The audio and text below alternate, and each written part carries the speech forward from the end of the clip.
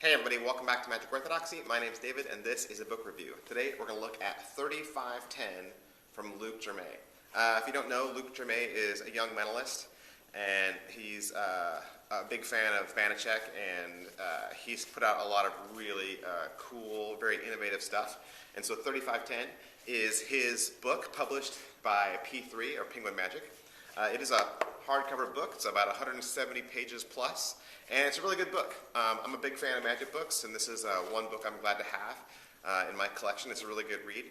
There's a lot of great ideas in here, a lot of great concepts, and I think if you got this book, it would help anyone who's interested in mentalism, and it would help them kind of take their art and their craft to the next level. If you buy this book right now from Penguin Magic, you do get a free video download. If you purchase this, you'll get a video from Luke Jermay, and he's going to teach you the 10-card poker deal.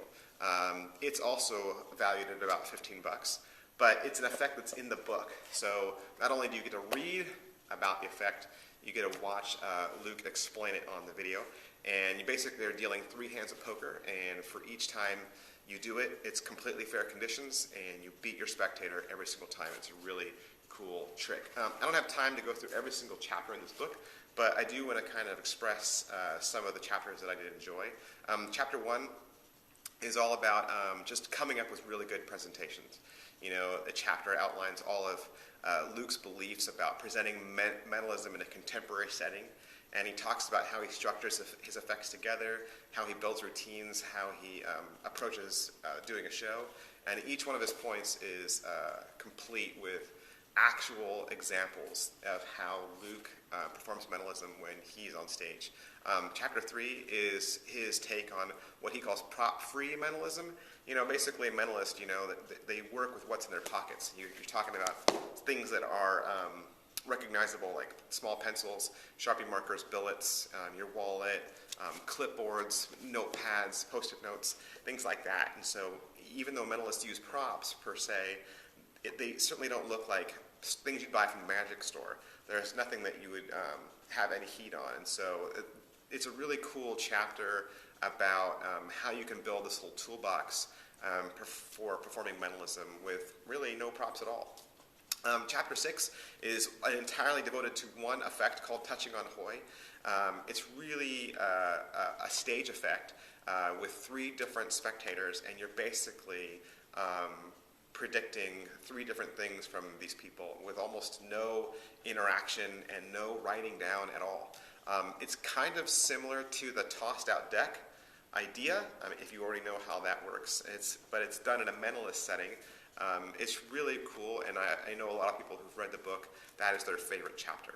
Chapter 7 is about the DUNNINGER principle, and there's an effect in there called Hail DUNNINGER, which is a card effect that's really cool. It's one of the several card tricks that are actually in the book. In fact, chapter 10 is all about mentalism with playing cards.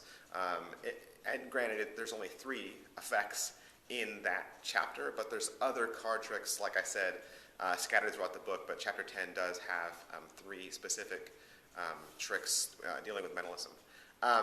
Chapter 8, Luke goes into the whole idea about TV magic and how it's either presented by editing or presented with stooges or presented, you know, in a way that magicians criticize. And he has a really interesting approach. And after reading the book, I have to say, I was actually on the other side of the fence, but after reading Luke's explanation of TV magic, he kind of won me over. You know, I am one of those people that hates magic on video because it exposes magic, but then I'm also one of those people that hates TV magicians who edit out all the dirty work. And so Luke really kind of draws a line in there and explains why that's a juxtaposition, why those 2 things don't make any sense. And he really did kind of bring me around a little bit with not really an appreciation maybe for TV magic, but at least an understanding of why it's done, and perhaps not to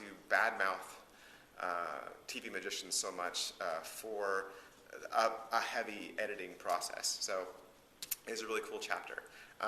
Chapter 9 is all about standing on the shoulders of giants, something that I have always been in favor of, this is why I'm a big, huge fan of books, and especially old books, that realizing that we as magicians, we are all standing on the shoulders of giants. We are all learners. We are all disciples. We are all students.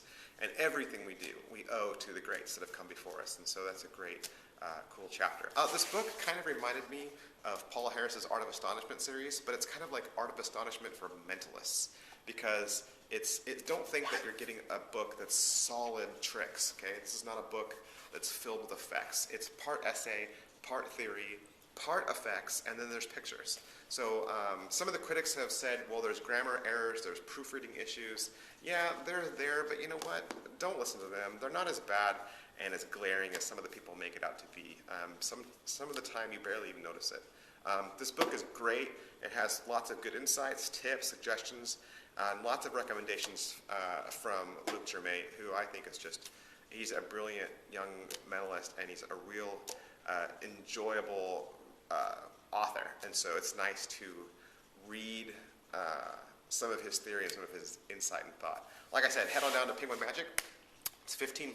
You'll get the book, you'll get the free download, and it's totally worth it. Great book to have on your shelf. So that's it for this book review. As always, we recommend that you like this video just so other people can find it as well. You should also subscribe to this channel just to stay up to date on the latest in cards, card magic, and mentalism. You can also follow us on Twitter, which is twitter.com/magicorthodoxy. You can also like our page on Facebook, which is facebook.com/magicorthodoxy. Thanks. Bye.